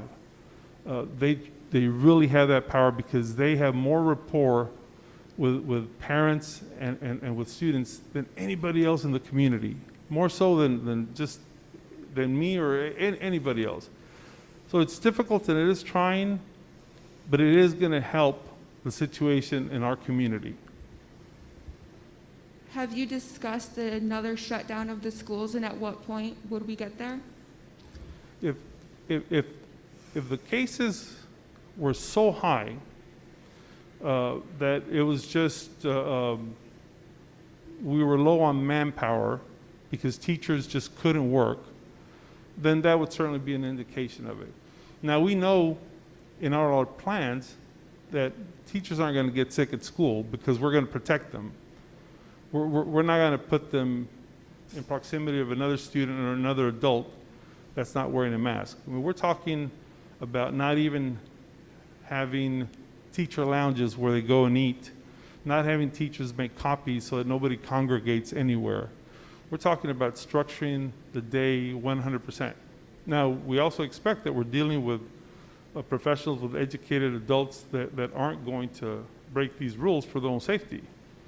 So we really don't think that would happen. But I mean, that is obviously possible because anything's possible if we ran low on manpower. But if we follow the orders that the doctors have said, 6 feet apart, wearing masks the whole time, plenty of hand sanitizer, everything very structured, we should be safe. So based on what you just said, you don't think the reopening of the schools will cause a spike in cases in our town? No, ma'am. I do not think that reopening, now please understand, I'm talking about with the numbers that are coming to school right now. That's why I am eternally grateful to all the parents, to the over 50% of parents, 55% of parents that are keeping their kids at home. That makes that 35% that's coming every day very manageable. If that 55% weren't staying at home and the other 10% weren't doing a hybrid situation, then my answer would be different. But given the 35% of students that we're dealing with our entire workforce, it is very manageable. And my only fear is that students that come to school think that, okay, it's safe to go everywhere because obviously we're going to school. And that's where that education piece is so crucial. So the situation right now, I want to say it over and over again, with only 35% of the students coming to school day to day, we're able to maintain social distancing everywhere and structure it, but only because we have that small number of students coming to school. Okay, thank you. And this is my last question. It's for all three of you.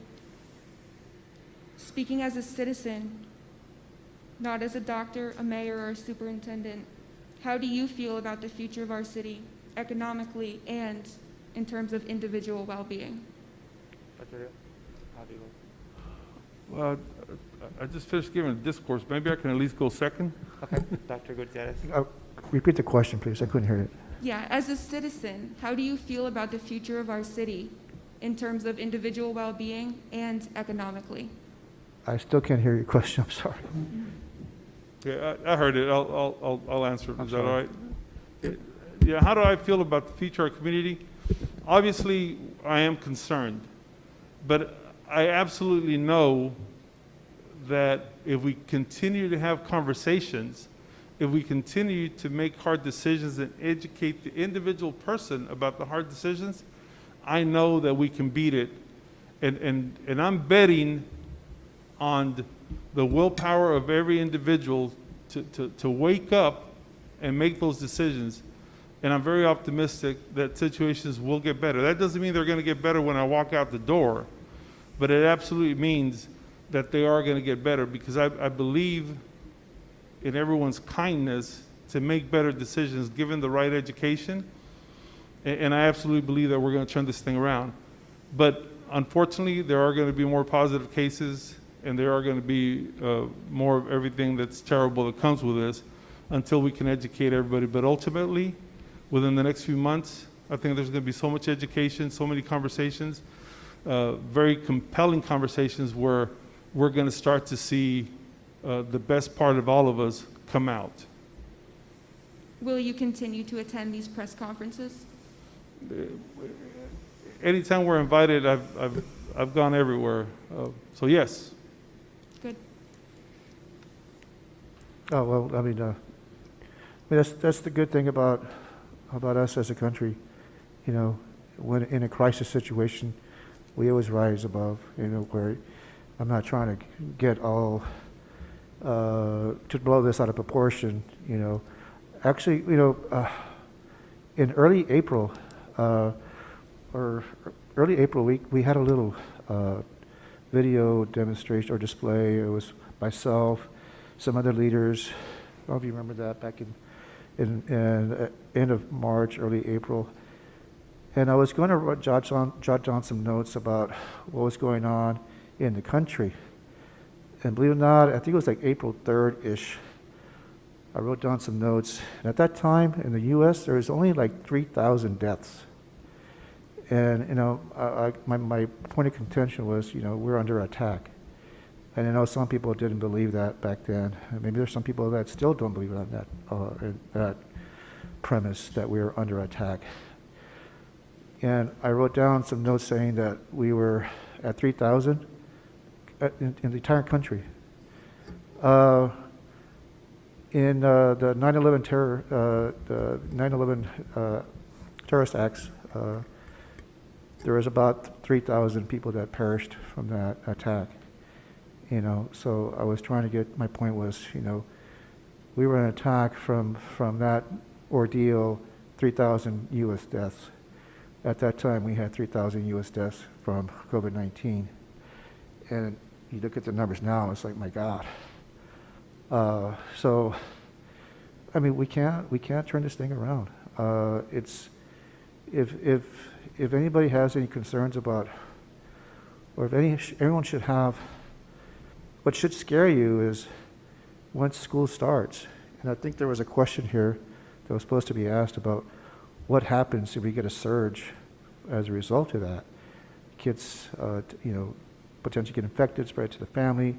There's this huge surge that happens. Does a hospital have the capabilities to handle that huge surge? And the answer is not really. I mean, we're struggling as it is right now in the heat of summer. And we're almost at capacity. I don't want to say we're at 100% capacity, although yesterday evening I took the last bed. Things are fluid, but we're very well near capacity. I don't speak for Linda Walker, who's the hospital CEO, but we're just about there. Can you imagine if we get that huge surge in the next couple of months? So that alone should make people wake up and say, you know, we can't go through this. We've gone through this already. And people are still kind of numb to the idea that this is not very serious, but if you can't do it for yourself, do it for your kids, do it for your grandparents. And then it's not just a COVID situation, it's a non-COVID situation, like I said earlier. Non-COVID patients are having to deal with the realities that we may not be able to take care of you here at this hospital, and you're going to be shipped away to San Antonio. So that those are thoughts that people should think about and take serious, because there's some people here, some people that still don't take this very serious. But I'm hopeful that people will wake up. You know, we have different battlefronts. My battlefront is dealing with COVID patients in the hospital. Actually, I feel safer in the COVID units where there's COVID everywhere, wearing my warrior suit, which is my full bunny suit, face shield, goggles, gloves, double glove, you know, everything. I'm impenetrable. I'm more scared here, actually, than I am at the COVID unit, because here I'm just wearing a mask. So I'm hoping. That's all we can do is hope that the message finally sinks in that, you know, bad choices have horrible consequences, and that's what we're seeing right now. And it could potentially get worse if people just don't wake up and see that we're at the brink of a potential brink of a horrible catastrophe for this community. So I guess that leaves me to answer your question. As far as not answering as a mayor, I'll answer as a person who grew up here in Del Rio, and as Ralphie, as my nickname goes. As Ralphie, I like to just, you know, commend and acknowledge the fact that we're a community that is tightly knit.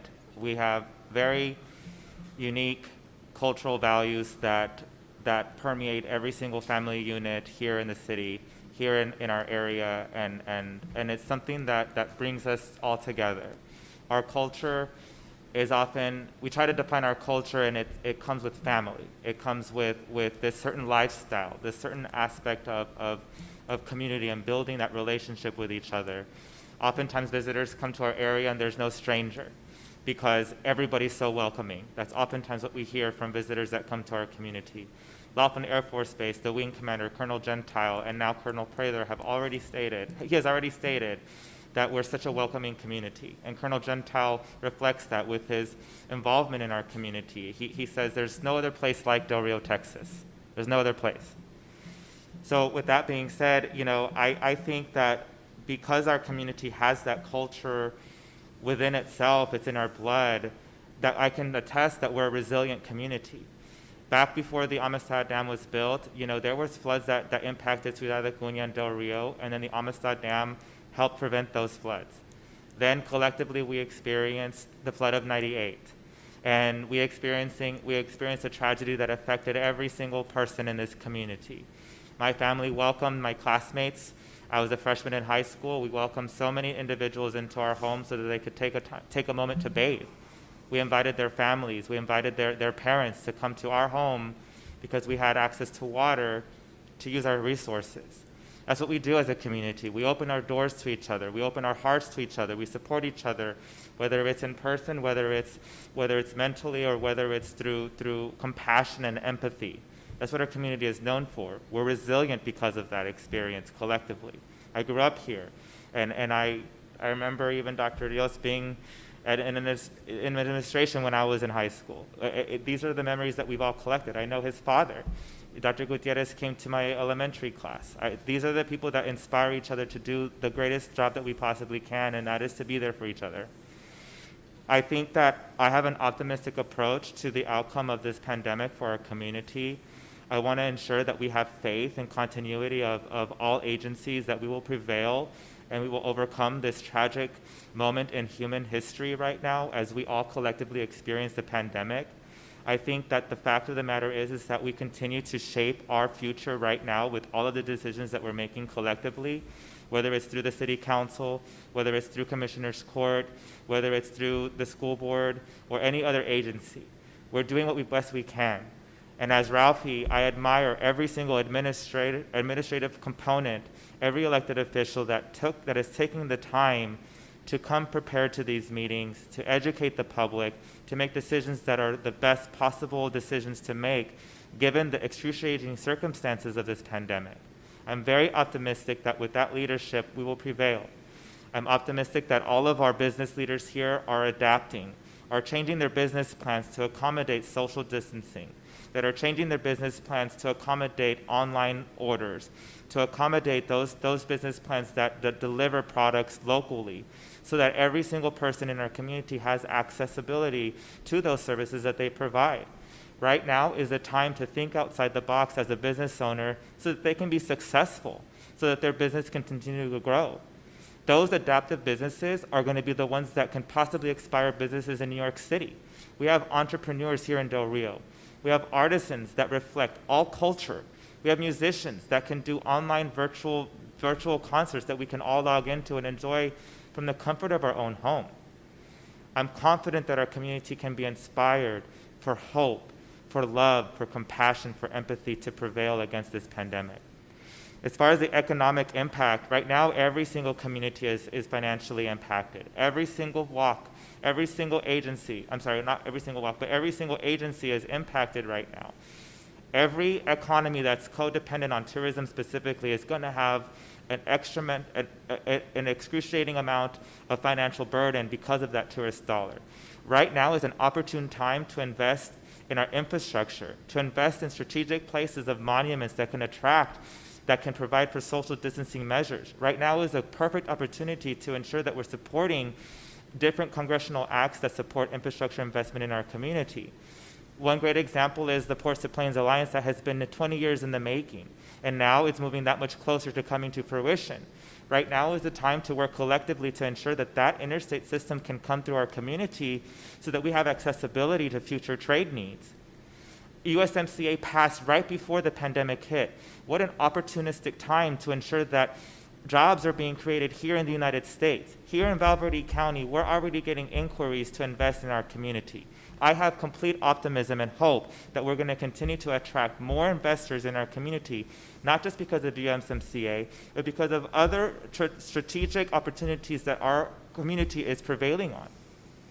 As Dr. Rios mentioned, educating the students and having our teachers empower those students during this COVID, during this pandemic, they're going to be our future leaders. And if they can get through this most challenging time in their scholastic life, they will be bringing success stories to our community. I have hope for the youth.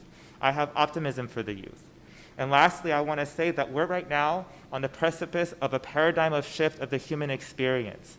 Right now, the entire globe is adapting to this pandemic, not just Del Rio, the entire globe. We are part of that human experience collectively. Every single one of us is part of that global population that can adapt, think outside the box, provide solutions, provide resources, give time, volunteer, do whatever you can to get through this pandemic.